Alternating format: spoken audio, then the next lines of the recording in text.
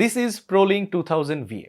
এটা 2000 ভিএ এর একটা অফলাইন ইউপিএস। 15,300 টাকায় প্রোলিঙ্ক 1200 ওয়াটের অ্যাকচুয়াল পাওয়ার ক্যাপাসিটি প্রমিস করতেছে, which is driven by dual 12 volt 10 এম্পাওয়ারের batteries. So far this is very good at this budget.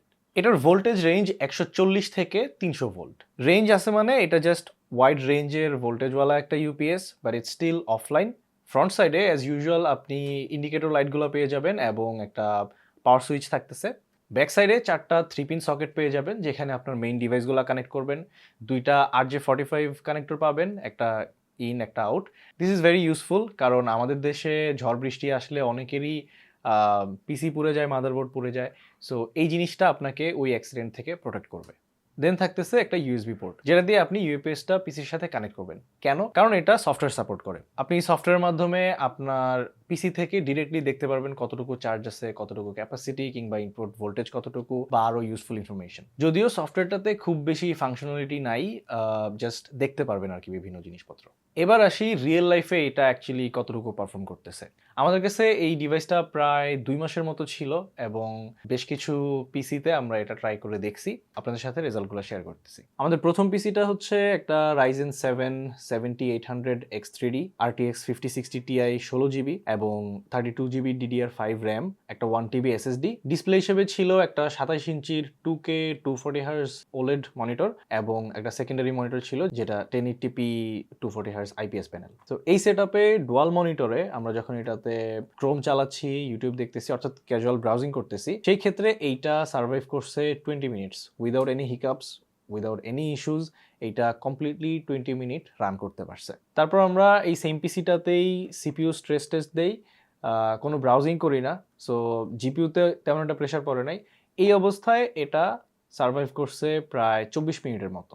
Dual ব্যাটারির consumer ইউনিটের জন্য এইটা খুব ইমপ্রেসিভ একটা রেজাল্ট, এবং আশা করতে পারি আপনার কোনো মিড রেঞ্জের একটা সেট আপ হইলে বা এইরকম সিমিলার সেট আপে আপনি অনায়াসে 20 মিনিটের মতো ব্যাকআপ পাবেন। সোফার যা যা বললাম সব কিছুই কিন্তু পজিটিভ, কিন্তু বাজেট ডিভাইসগুলো প্রায় কখনোই 100% পারফেক্ট হয় না, একটা না একটা লিমিটেশনস থাকেই। তো এই ইউপিএসটা পিওর সাইন ওয়েভ প্রডিউস করতে পারে না, এটা কিন্তু সিমুলেটেড সাইন ওয়েভ আউটপুট দেয়। Don't get me wrong, for this budget এটা কোনো প্রবলেম না, এবং এই বাজেটে এটাই এক্সপেক্টেড। কিন্তু আপনি যদি একজন হাই এন্ড ইউজার হয়ে থাকেন, সেই ক্ষেত্রে আপনার এই জিনিসটা বুঝে শুনে ডিসিশন নেওয়া উচিত। ভালো ভালো যেসব পাওয়ার সাপ্লাই আছে এইগুলা সিমুলেটেড সাইন ওয়েভ হ্যান্ডেল করতে পারে, সো আপনি কাইন্ডটা সেফ। আমরা 750 ওয়াটের পাওয়ার সাপ্লাই দিয়ে টেস্টগুলো করছি, সেই ক্ষেত্রে আমরা কোনো প্রবলেম ফেস করি নাই, বাট হামিং নয়েজটা ছিল এবং এটা থাকবেই। বাট আপনি হয়তো এর চেয়ে লোয়ার এন্ডের ডিভাইস ইউজ করলে এটা থাকবে না। এবার আরো একটা ইন্টারেস্টিং জিনিস বলি, সেটা হচ্ছে এই ডিভাইসটা কিন্তু 1 বছরের ওয়ারেন্টি দেয়। সো দ্যাট মিনস 1 বছরের মধ্যে কোনো প্রবলেম হইলে তারা ব্যাপারটা দেখবে এবং পসিবলি ব্যাটারি রিপ্লেস করে দিবে যদি ব্যাটারিতে ইস্যু হয়। তবে কিছু কিছু রিটেল শপের ওয়েবসাইটে আমরা দেখছি যে ওয়ারেন্টির যেই ক্লজগুলা সেটা খুবই স্ট্রিক্টলি লেখা, এবং সত্যি বলতে বাংলাদেশের কন্ডিশনে এইগুলা কিন্তু খুব একটা যায় না। যেমন ধরেন লেখা আছে যে আপনার 20 থেকে 26 ডিগ্রি সেলসিয়াসের মধ্যে আপনার এই ডিভাইসটা ইউজ করতে হবে। আপনার বাসায় যদি এসি না থাকে এবং আপনার ওই রুমে যদি কনস্ট্যান্টলি এসি না চালান, আমাদের দেশে কিন্তু আপনি 26 ডিগ্রি তাপমাত্রা পাবেন না রুম টেম্পারেচার। সেই ক্ষেত্রে কি তার মানে কি আপনার ওয়ারেন্টি ভয়েড হয়ে যাচ্ছে?